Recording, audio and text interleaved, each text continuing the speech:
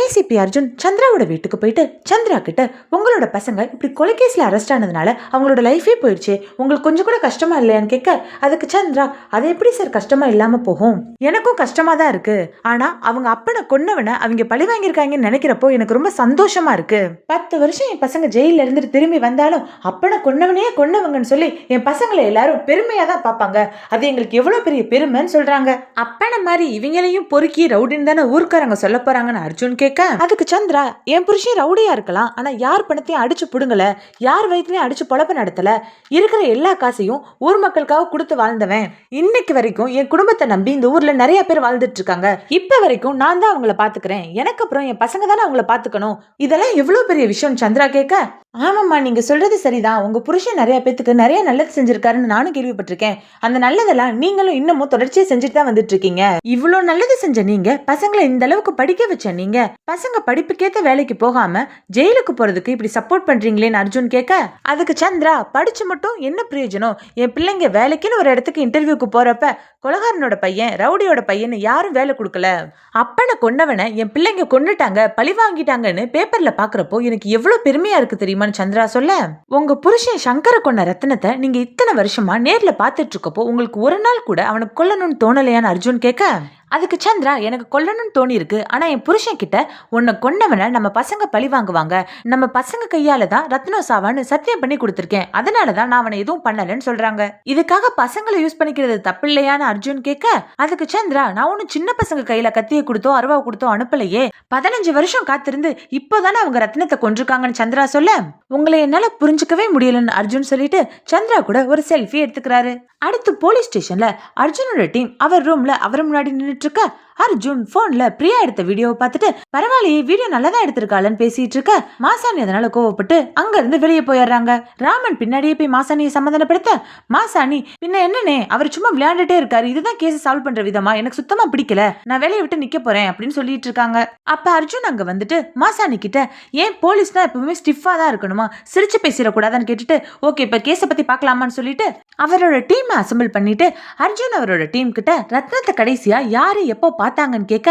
அதுக்கு our team அவர் காலையில 6 மணிக்கு வாக்கிங் போறதுக்கு முன்னாடி அவரோட ஒய்ஃபும் மச்சானும் தான் அவரை பார்த்திருக்காங்கன்னு சொல்ல, அதுக்கு அர்ஜுன் ரத்னத்தோட ஒய்ஃபும் மச்சானும் சொன்னது சுத்த போய், ரத்னா அன்னைக்கு வாக்கிங்க்கு போகவே இல்லைன்னு சொல்றாரு. நான் ரத்னம் வாக்கிங் போன அந்த ரோட்ல இருக்க கடைக்காரங்க கிட்ட விளையாட்ட பேசி விஷயத்த கறந்தது தானே உங்களுக்கு பிரச்சனை, ஆனா நான் அப்படி அவங்க கிட்ட காமெடியா அவங்களோட ஒருத்தனை கலந்து விசாரிச்சதுனாலதான் இந்த உண்மைலாம் எனக்கு தெரிஞ்சிச்சு, உங்களை மாதிரி வெறப்பானுன்னா யாரும் எதுவும் சொல்லியிருக்க மாட்டாங்கன்னு சொல்றாரு அர்ஜுன். நான் ரத்னத்தோட வீட்டுல டான்ஸ் ஆனது உங்களுக்கு பிடிக்கல, கரெக்ட் தான், ஆனா நான் அப்படி ஆடினாலதான் கடைக்காரங்க என்ன அவங்கள ஒருத்தனா நினைச்சாங்க, அதனாலதான் எனக்கு அவங்கள பத்தின இன்ஃபர்மேஷனை சொன்னாங்க, கோயில்லனா கூழ் ஊத்துனதும் இதுக்காக தான், மக்கள் என்ன மக்கள்ல ஒருத்தரா பார்க்கணுங்கிறதுக்காக. உங்க எல்லாருக்கும் இன்னொரு விஷயம் தெரியுமா, சேகரும் இன்பாவும் ரத்தினத்தை ஓடும் போது வெட்டல, இன்னும் சொல்லப்போனா ரத்தினத்தை கழுத்துல யாரும் வெட்டவே இல்ல, ரத்தினத்தோட கழுத்து அறுக்கதான் பட்டிருக்கு, சேகரும் இன்பாவும் தான் தான் ரத்தினத்தை ஓட ஓட வெட்டி கொன்னோன்னு சொன்னது சுத்தமான பொய், ரத்தினத்தை எங்க வச்சு கொலை செஞ்சாங்கன்னு இன்னும் யாருக்கும் தெரியவே இல்லை, ஏன்னா ரத்தினத்தை கொலை செஞ்சது ஒரு இடம், அவரோட தலை கிடைச்சது இன்னொரு இடம்,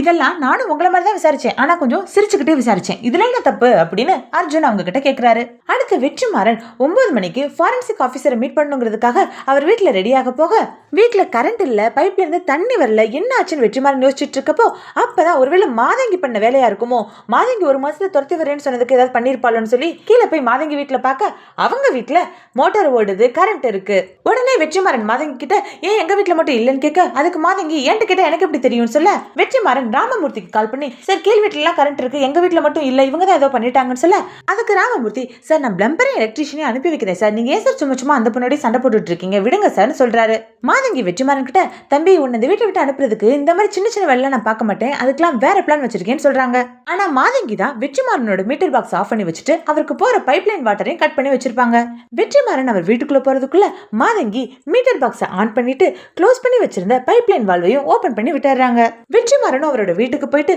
கரண்ட் இருக்கதை பார்த்துட்டு இதெல்லாம் அப்போ மாதங்கி பண்ண வேலை தான் தெரிஞ்சுக்கிட்டு சிரிக்கிறாரு. அடுத்து தூல்பேட் போலீஸ் ஸ்டேஷன்ல ரத்னத்தோட ஒய்ஃபும் அவரோட மச்சானும் ரத்னத்தோட பாடி வேணும்னு கேட்டு பிரச்சனை பண்ணிட்டு இருக்காங்க. ரத்னத்தோட ஒய்ஃப் என் புருஷனோட பாடியை எப்பதான் கண்டுபிடிச்சு தருவீங்கன்னு கேட்க, அதுக்கு ரத்னத்தோட மச்சான் அக்கா இவங்க எல்லாம் கண்டுபிடிச்சு தர மாட்டாங்கன்னு மரியாதை இல்லாம பேச, மாசானி ஏன் என்ன பேசுறேன்னு கேட்க, அதுக்கு ரத்னத்தோட மச்சான் பாப்பா இந்த மாதிரிலாம் சவுண்ட் விடாத, எல்லாரும் டென்ஷனா இருக்கும், ஸ்டேஷனே பிடிச்சு மேஞ்சிட்டு போயிரும் அப்படின்னு சொல்றாரு. என்ன சார் அவன் இஷ்டத்துக்கு வாய்க்கு வந்த மாதிரி பேசுறான், நீங்க அமைதியா இருக்கீங்கன்னு ராமன் அர்ஜுன் கிட்ட கேட்க, அதுக்கு அர்ஜுன் ரத்னா இறந்ததுனால அவங்களாம் அப்படி கொஞ்சம் எமோஷனலா தான் இருப்பாங்க, நம்மளும் இப்படி இருக்க கூடாதுன்னு சொல்றாரு. அடுத்த அர்ஜுன் ரத்னத்தோட மச்சான் கிட்ட நீ மட்டும் உள்ளவான்னு சொல்லி கூப்பிட, அவனோட ஃப்ரெண்டு போலீஸ் எல்லாம் எடுத்து பேசினாதான் கெத்து, அப்பதான் நீ ரத்னத்தோட இடத்துக்கு வர முடியும்னு அவனை உசிப்பேத்தி விட, இவனும் சரின்னு சொல்லிட்டு ஸ்டேஷனுக்குள்ள போறான். அங்க அர்ஜுன் இவன் கிட்ட உனக்கு என்ன பாடி தானே வேணும், நாளைக்கால 10 மணிக்கு தந்துடுறோம், அதுக்கு எதுக்கு கூட்டு வந்து பிரச்சனை பண்ணிட்டு இருக்கேன்னு கேட்க, அதெல்லாம் நான் உங்களை நம்ப முடியாது, எனக்கு இப்பவே ரத்னத்தோட பாடி வேணும்னு ரத்னத்தோட மச்சான் சொல்றான். சரி உள்ளவான்னு அர்ஜுன் அவனை தனியா உள்ள கூப்பிட்டு போயிட்டு மலேசியன் போலீஸ் தர லத்தி ட்ரீட்மெண்ட் தராரு. நானும் போனா போது அடிக்க வேணான்னு பார்த்தா நீ ஓவரா வாய் பேச,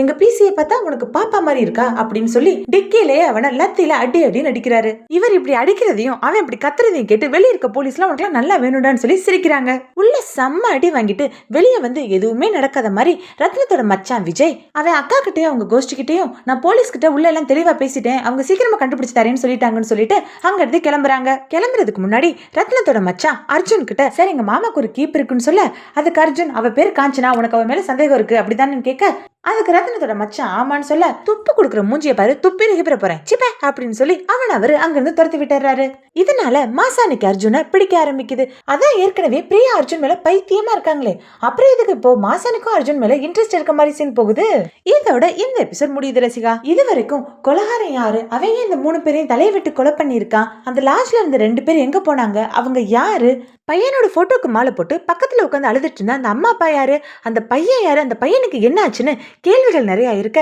இதுக்கான பதில்களை நம்ம அடுத்தடுத்த எபிசோட்ல பார்க்கலாம் ரசிகா.